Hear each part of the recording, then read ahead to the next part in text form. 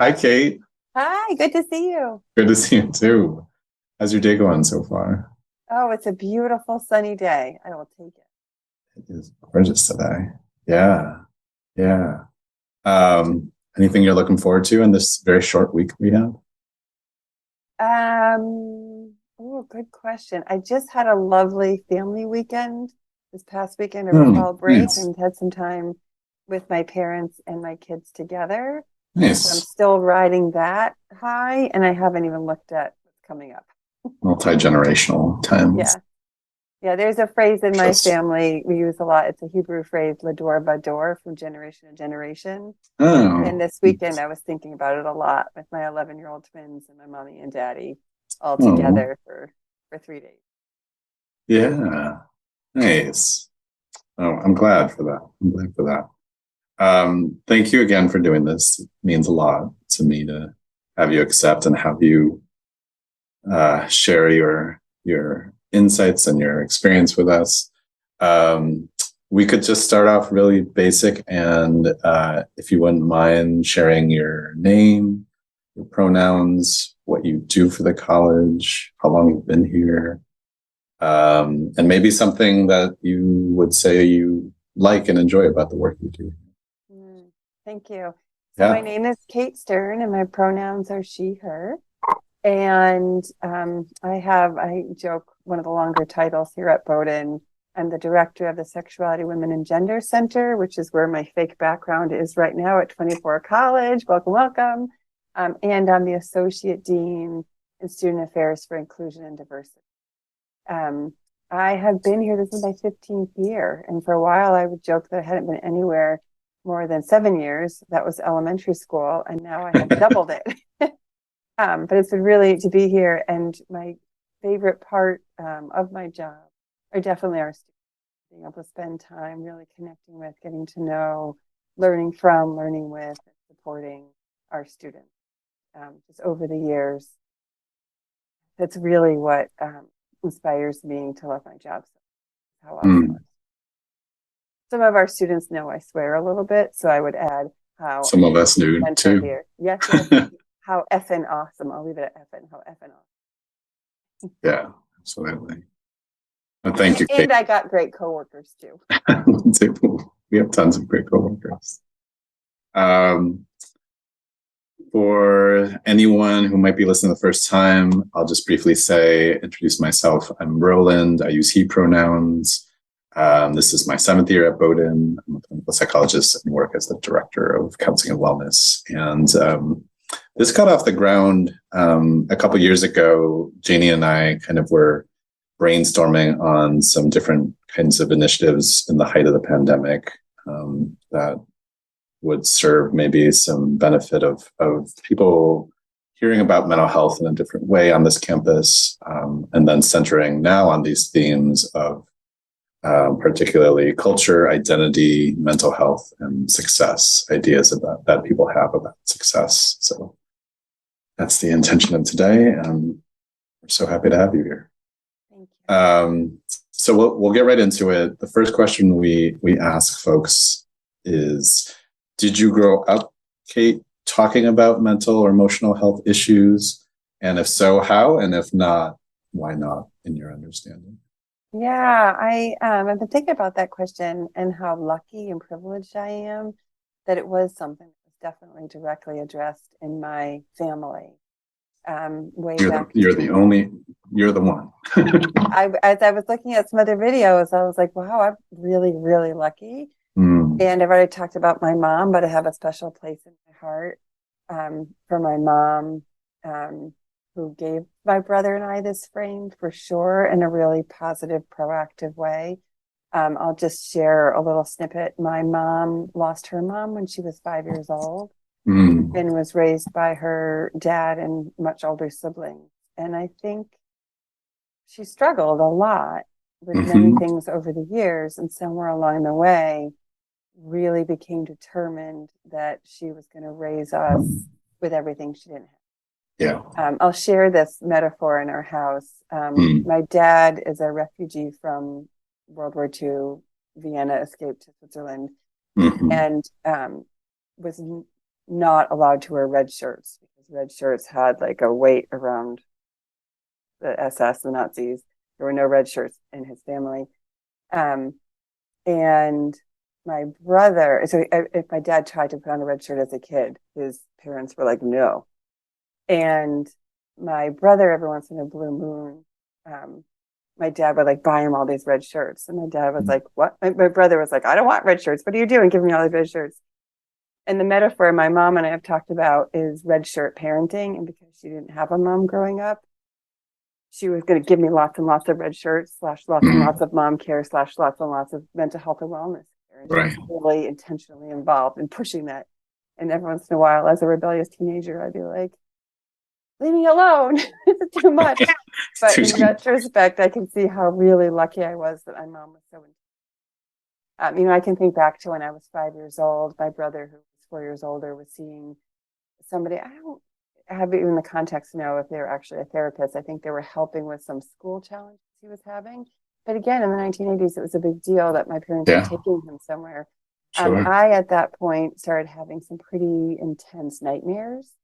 And so I remember at one point, my parents brought me into this man's office. And I sat and I talked to the man about my nightmares. Again, I was like 5 years old.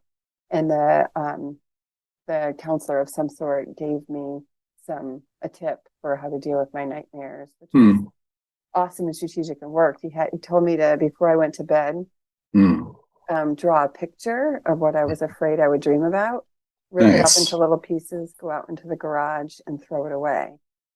And it worked, and I didn't have nightmares anymore. But again, I know I'm really, really lucky that my parents gave me that frame and gave me you can go talk to somebody. You can go ask them. When I was in high school, I had a pretty heavy depression, and my mom kind of got wind of it and said, "We're taking you someone. We're going." And I realize now how awesome that was that my mom pushed so hard and such a and I did look at other videos and I realized I'm really lucky. Really lucky. Yeah, it is. More so than not. My sense is that it's not the typical experience. Just curious, how did your mom get wind of what you were going through in high school? That's a good question. I was really shutting down in a lot of ways. I was really closing down. I think at some point she knew that it was getting kind of intense and I was really pulling back from a lot of stuff. And I remember her coming up to me one day after school and saying, I'm not going to make you talk to me, but I'm going to make you talk to me. Gotcha. I'm making an appointment. You don't have to talk to me, but you're going to talk. And when I look at my eyes in the camera, I look a smidge like my mom, so I can feel her talking to me. Right. And I remember going to the therapist and being like, my mom told me I have to be here. But that starts sometimes. Within 15, 20 minutes, I could go there with her and feel, again, in retrospect, really fortunate. Yeah. I don't know how my mom picked up on it. I think she was just continuing pulling back from things. Yeah. And she made me go to a counselor. Very grateful. But I imagine that, like, in my experiences I imagine there's still challenges. In my experiences talking to people who have had that benefit and fortune to have more open dialogue about mental health, that then people still have to, obviously go out into the world and encounter plenty of people, let alone the general dominant culture that is not talking about it. I mean, I think about it the same way as that, like, even when people are like, yeah, in our household, we talked a lot about race and we talked a lot about gender, it's still the issue that you have to go out and live your life in the world where that's not the norm. Yeah. Any of that stand out to you as far as? A little bit. Like, I think part of this was, even though my mother was going to quote unquote make me go talk to somebody, I had some pretty deep shame and not wanting any of my friends in high school to know that. Yeah. I definitely would not have been able to tell a friend, maybe a couple of close friends, but more to complain about it because I couldn't be comfortable with people knowing it. Yeah, because of that kind of, oh, what's the word I'm looking for? The shame around it, particularly Yeah. back when I was in high school, way more so than now, um, or even more so than now. um, but yeah, I think there was some hiding and shame around it back when. And totally up to you how much you want to say about it. Because I think it could speak to a lot of people's experience, even now, even though the stigma is so different, at least now. Like, how do you make sense of the shame as a young person? I think a big part of it was nobody else I knew either went to counseling or talked about going to counseling. Yeah. So I think, I wasn't getting it from my family for sure, which I know I feel very lucky and very privileged. But I definitely wasn't hearing from friends, wasn't from people, and that made me feel different. Made me Yeah. feel like Yeah. the narrative, there's something wrong with me. Obviously, I need help because there's something wrong with me. I'm the only Yeah. one, even though in retrospect, I'm still close to a lot of my friends. They were dealing with very similar things, just didn't have Right. a vehicle to talk about and address it. Right. And so I know in the end, I was really, really fortunate. Yeah. I couldn't have known that because it wasn't another framework. And then was there anything that ended up helping with the shame or? I mean, interestingly enough, I think when I got to college, my first year, I don't know if I've ever shared this with you. I had a really horrible experience with Yeah. counseling. Have I shared Yeah. that with you? You did. But then when I transferred to a smaller school, I had a really positive experience with the counseling office. And so I think at that point, there was a switch in my brain of like, yeah, this is important and we're really lucky to have this. Yeah. And there wasn't at the college, I ended up, Bennington College, where I ended up going for 3 years. I didn't feel the stigma. I felt like it was really part of self-care and the culture in a positive way. Yeah. Yeah. Yeah. I've gotten that impression about Bennington as well. Yeah, really positive. Yeah. And Yeah. this is Yeah. again a while ago. Right. Right. Yeah. Which means more than or different than it does today. Yeah, yeah, Um, yeah. My first year of college, I was labeled depressed and anxious. And in some ways, it was helpful to just have like a word for it. yeah. Um, I realize in retrospect, I'm a deep, deep, deep empath. And I was living in New York City, and Uh-huh.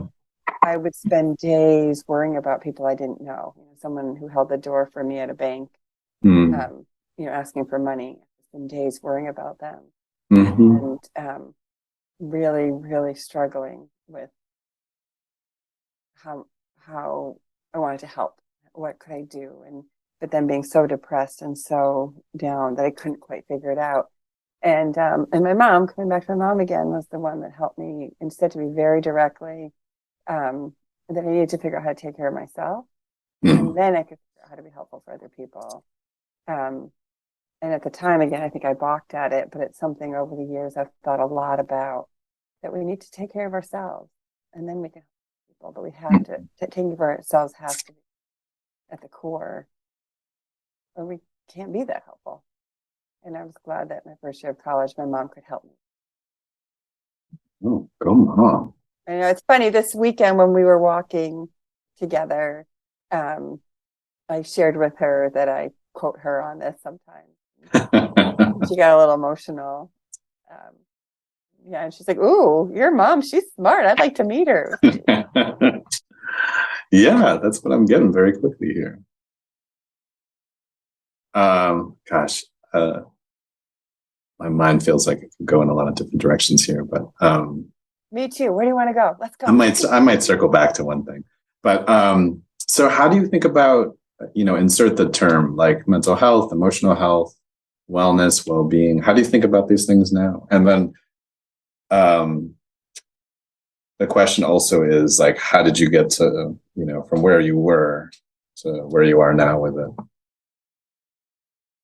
Yeah. Um, so okay, what was the first part? What do I It's think just, yeah, how do you think of emotional health and well-being now? Yeah, Like, I when think you a think lot of those about it. things, what do you think about? Yeah, I think a lot about it. Um, What does it you mean know, to take care of ourselves too? one of the things, so one of so throughout the years, I'll periodically have a therapist that I go to for a while, and then I won't go for a while, but I'll go in and out over the Sure. years. Yeah, me too. Um, and the last one I went to, currently seeing anymore, um, gave me Tara Brach's book, not the most recent one, but the one before Uh-huh. around radical self acceptance. Is that Yeah. the Yeah. title? Yeah. Radical acceptance. Radical acceptance. You know, it's similar to another one that we had on campus, but Oh yeah. a little confusing for my brain. Radical acceptance. And when I first started at Bowdoin 14 years ago, I had the audio book and I would listen to it while I was commuting from Portland. Because back then I lived in Portland, in the Portland area. And Tara Brach really changed my world. And um, the frame, and it's funny, I had another coworker, I won't use names, but we talked about how Tara is one of our dear, dear friends, even though I've never met her. Sure. But I've had many conversations with her. Yeah, she's had wide, big impact. Yeah. Yeah, and Tara's whole frame is accepting who you are. And so when I feel really anxious, I feel stressed about something, she taught me, my dear friend Tara, who I've never met, it teaches me not to fight how I feel, but to notice how I feel. So there are definitely times when I'll get anxious about something, where I used to be like, I'm not anxious, I'm fine, I can do this, I'm fine, I'm fine. And that's the, leading up to the anxiety. And Yeah. Tara, my dear friend who I've never met, taught me how to say, whoa, this is making me feel really anxious right now. Yeah. I can feel it in my chest, feel it down here in my throat, and take a deep breath. It's funny because with the therapist that shared Tara with me, introduced my dear friend, I remember saying to her once, okay, I know what you're going to say, take a deep breath. And she said, hey, not a deep breath. And it was a great reminder of actually breathing. Yeah. And so anyway, that therapist Yeah. plus Tara are people I bring around in my head. I have those moments and have been for the last, I said, coincidentally, that was my first year on the job here. The last 14, 15 years. I've been chatting with Tara in my head. It's been really helpful. Yeah. And do you still, it's maybe too direct of a question. Do you still sometimes identify or how as that depressious young person? And in what ways have you evolved or changed from them? Yeah, it's interesting. Um, my dear friend Tara really I haven't felt depressed since college times, but definitely I had a lot of anxiety as a grown up after college. Um, but Tara teaching me to make peace with being anxious. I don't feel anxious for very long anymore. I'll have a moment. Um, but it's really interesting how her frame and me not fighting when I have the thoughts helped kind of. I don't, I can label myself as an anxious person, but I don't feel like I'm dealing with anxiety in a way that I Yeah. used, Yeah. which is kind of deep. Like for It me, like is. to say It that aloud is. to you is When like, any of us make that turn, turn that corner. yeah, it's big. I'm still an anxious person. I still get about Yeah. things. And Yeah. one of my life philosophies, now I'm going off the deep end a little bit, so reel me in. You're One of good. my life philosophies is we all have our superpowers, but all of our superpowers are two-sided coins. So along Hmm. with their superpower is a challenge. So I think my superpowers care deeply. Like I really care deeply. The flip side of that coin is I care deeply. And Yeah. that Right. sometimes that brings anxiety. And I That's try to right. hold that as part of my strength, not my negativity, but it is the challenge that I have had to learn. Yeah. Yeah. It's this like very like subtle sometimes, but simple reminder that like we don't tend to get anxious about things we don't care about, Yeah. but they end up going together often. Ooh, ooh, that's good. Ooh, I gotta think more about that. Yeah, right. And it's good to care about things. Yeah. And we have to get Might, through the day. What? as much as we might not want to Yeah, at certain times, that I do think, yeah, it would be harder if we didn't care about yeah. things. And we have to get through the day. So we have to find that balance, to find the way, how am I going to get through the day? Yeah. For folks who might not be aware of what exactly we're talking, would you flesh it out a little bit more? Like, so what is this acceptance work, or what are other examples, or what does that mean? Like, if I'm working on self-acceptance, what does that mean to you then, of course? Okay, say more. I want to be more thoughtful. Like, when you bring that up, that sounds like this was a very meaningful book and meaningful person, Yeah. and a lot of it honed in on this theme of acceptance, self-acceptance. Yeah. For a student just hearing that, maybe they're not super familiar, what else would you say about what that means, like, or how you've learned it so far?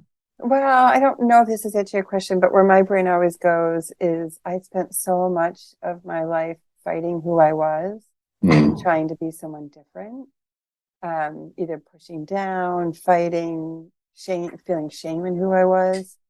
And then I felt like I wasn't supposed to be doing that either. And so then I would fight the like, don't Right. feel ashamed. Don't be anxious. Don't be Right. judgmental. Don't be. Right. And those two things would just build and push and build and push and build. And then I'd get really anxious. And so the self acceptance to me is accepting the messy stuff, Yeah. accepting the blurry stuff, accepting I'm somebody who gets anxious. And Mhm. that's for her, that's the radical part of Yeah. acceptance is really accepting that, yeah, I'm somebody who gets, Yeah. I'm somebody who gets overwhelmed. I'm somebody who dot, dot, dot, and not, I'm going to now convince myself how not to be, but actually sit with the fact. And so for me, what the radical acceptance taught me was really accepting the messy parts, accepting the challenge, accepting the hard parts, um, and then taking a deep breath as opposed to, I know I'm an anxious person, but I don't need to be anxious. I can be calm. I can figure this out. But to actually like hold on to, yeah, I'm somebody who takes on. Mm-hmm. I may not need to take on, but I do. As Mm-hmm. opposed to, I don't need to take that on. I don't, did I answer your question? Totally. And what it makes me think of is, I mean, which I think about a lot, is how much this is happening for so many of us, often in some amount of secrecy, because we assume like everyone else is like okay, and it's not showing the same way on other people. So yeah, again, I think about like these sort of cultural pieces to it. One of my profound mentors, starting in graduate school, would often use this phrase, or actually a question, like, what if we all have a secret and it's the same secret, is what I would say. And that stays with me because, yeah, it just feels like it's still the case in so many ways, even though we've, again, like destigmatized what we're talking about in so many different ways. So I will ask the question that I was like, Okay. so, drawing on your experience in higher ed, your experiences at Bennington, would you say that, how would you describe Bowdoin's culture as far as mental health? Oh, I love that question because I get to go off and braggy a little bit. Have you met the people who work in our counseling office? They are That's not what I was fishing. amazing. No, I know you're not. I know you're not. But I have loved the collaborative feel from our counseling office specifically. Mm. I've loved how many students I've connected with, and then I've been able to connect them with counseling, and they've had really positive experiences. So I've really appreciated and over my again bunch of years here, I've really Yeah. appreciated the positive, um, what's the word I'm looking for, proactive Yeah. approach we have on our campus. without shame, without, and it doesn't mean some people don't come in with what we all come in with in terms of, I know there definitely are people who come in with that and no shame in that. But I feel like the way we talk about campus, it makes me feel like I can do my job because there's strong support. And and it's big, right? Like there's a lot of pieces and a lot of things that have really grown in the last couple of years. So I'm not saying it's easy, like that, but I really love the collaborative approach. I love the positive, welcoming approach. I love how many students have sat in my office and, I'll say, we'll talk about like what it would be like to call counseling and then they'll come back and tell me how it went really well and really positive. Well, I'm glad to hear that from you. I mean, with your experiences, growing up the way you did, and then also like these experiences at Bennington, it sounds like you're continuing to feel like there's that sort of open, welcoming kind of vibe to people bringing up these things. Yeah, and I think that's really, I want to say important, but critical. I'd say so. Yeah. So I feel like a related / like integral topic in question. How do you think about just as asking you the question about how do you think about mental health? How do you think about success? Yeah, so I saw that question, and I'll be really honest with you that we've already talked about me when I was 16 years old. Yeah, sure. And I joke that sometimes I'm still a rebellious 15-year-old. Yeah, me too. And so there's a part of me that when I saw the question about success, it was like, tear it down, right? I mean, broadly defined. Yeah. How what that leads me to is I think success has to be, like you just said it, right? It has to be broad. It has to be different for everybody. And not just different for everybody, but different at everybody in every moment. And so for me, what's really important when I'm talking to students is for them to tell me what success would mean for them, but then also to understand that it might be different tomorrow than it is today, or it might be different in 5 years than it is today, or it might be different in 20 years today. And that success doesn't have to be a thing that we all have like a standard and a measurement, and did we meet it? But it has to be what do I need to feel successful today? Understanding it might be different tomorrow. Understanding it might be, and not just might be different tomorrow. It might be different today if I was talking to somebody else. It might be different today if I was answering the question for myself versus if I was talking to somebody on screen in a webinar, right? Like not this webinar, you know what I mean? But to me, it has to be self-defined and evolving. Yes. Really I love that answer. Yeah. And it breaks away so so deeply from like this idea that success is like one thing. Yeah. That to me, that's the rebellious 15-year-old punk rock. Right. Like I'm going to push away. And at the same time, a lot of the more traditional things I've wanted. And I had to radical acceptance. I have to make peace right. That I want some of those things. Certain sacrifices that go with that. And I have to make peace with that because life is complicated, right? And has this changed over time, your relationship to success? It sounds good because it's constant.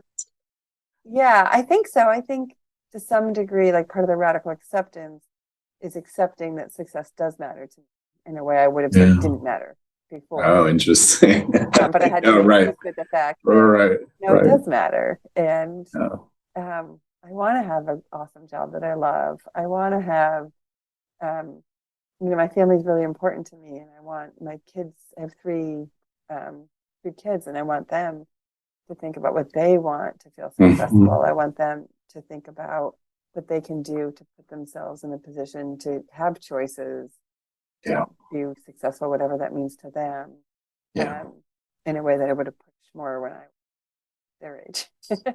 But I want that for them. I want them to have the choices to get there. Yeah. What do you want to say to students, Kate, in this moment, as far as anything? And I think sometimes even just reflecting on that question, even of like, how would we talk to our younger selves, during this time in our life, during this age, but also in terms of like, yeah, the context they're in and the challenges they face. Anything you feel like sharing or communicating? Yeah, I have deep, deep, deep respect for what everybody's holding right now. Over the last couple of years, the world has felt really heavy on our shoulders, and I have deep respect for how hard that is at this stage of development. Mm-hmm. And I um, and I invite you to think about Tara Brach's message of radical acceptance. To think about how can we take a deep breath and name how we feel without judging how we feel. But if how we feel is judging how we feel, how do we accept that too? How do we Yeah. actually take a moment to say, yeah, this is how I'm feeling right now? And it doesn't mean I take a deep breath and I'm going to feel like this for the next 50 years. Right. But in this moment, this is how I feel. And I'm going to accept it and take a deep breath and then figure out what's next. So I think that's, and students who've hung out with me here at 24 College have heard me say this before. So some of you are like, yep, there goes Kate again about that Tara Brach person. I make fun of myself with students all the time, and I say, "Yep, I'm a zealot. I go off. Feel free to ignore me. This may not be your thing, and that's okay too, right? Like, it doesn't have to be your thing, and find your own thing of what's going to be. That's the other thing too, is try different things. Oh yeah, there's so much have to be try. like I did this. The other thing I'll share, and I hope this is okay for me to share, but I'm going to share it anyway. I shared with you my first year of college. I had a pretty awful counseling experience where I was put in somebody's office and they were kind of scolding me and I started crying. And I don't know the context of it. I don't know if they were like a student still in learning mode. I don't know what was going on, but I didn't know I could ask somebody else. I didn't know I could say, no, thank you. And they just kind of kept scolding me about something. Why didn't you do this? Why didn't you do that? And I know you can't imagine a counselor doing that. Like I have no idea what but sometimes I do share that with students to say, go try counseling, and if it doesn't feel like it fits, try it again. Yeah. Try a third time, and then at some point, maybe you say, "I'd like to try somebody else," and maybe you connect with Roland, maybe connect with Lindsay, But if you leave with a negative feeling, it's okay to say, "I'd love to try somebody else." Yeah. Try a couple times first, maybe not in the first 5 minutes, make that decision unless right. making you cry. And if they're making you cry, yes. yeah. There's any harm being done. Yeah, but like try things and try new things. And if it doesn't feel like it works, try something. Yeah. Because there's yes. And that's not easy. Like full stop. It's not easy. True. And I have deep respect for that. I know the process of like discovering what works for your mental and emotional health is like a long winding journey. I feel it's a life journey. I'm still figuring it out. Right. Like we have that's the good news. We have our whole lives to figure this out. One of my professors in graduate school, I think in his first lecture to us, he would say, he would talk about his own experiences being in therapy and talk about how, I think it was like 13. He was like, I, was very, diligent about my process. And it took me like 13 therapists before I found someone who was like actually listening to me.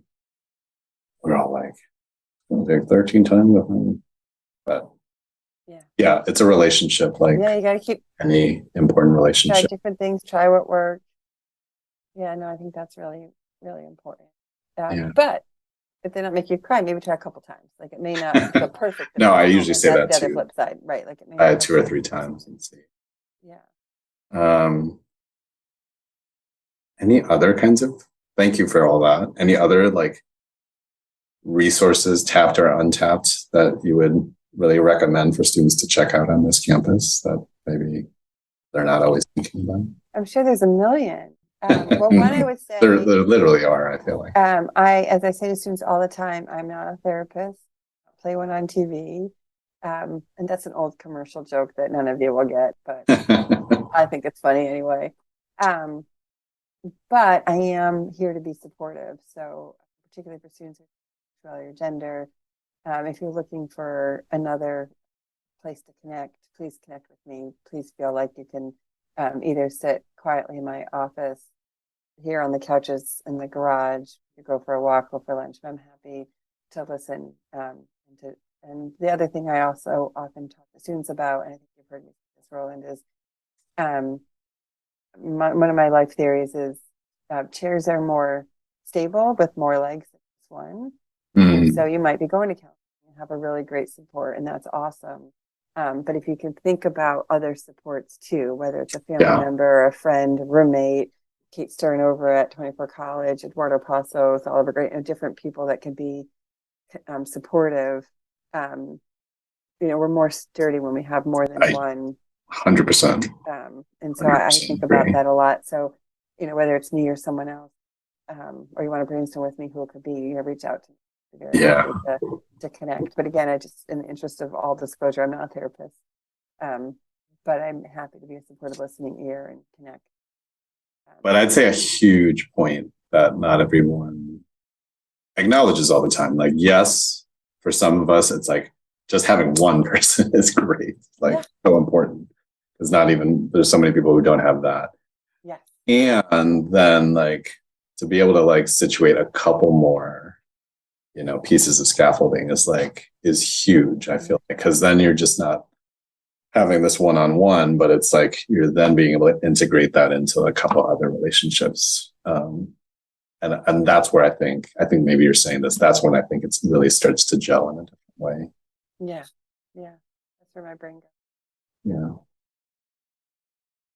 Super appreciate you, Kate, and love hearing. Thank you for sharing so many elements of your story. I want you to share this with your mom so we can share some deep love for her with this. Love you, Mom. Love you, Mom. Yeah. Just watch this and know just all the impacts that she's made. But thank you for all the impacts you make. Anyone listening, please reach out to Kate and absorb and use all her wealth of experience and knowledge and wisdom. And thank you so much. Yeah, and thanks for the invitation, and thanks for all you do. And I love just thinking about all this exciting. And please reach out if you'd like. I'll talk to you soon, Kate. Thank you so much.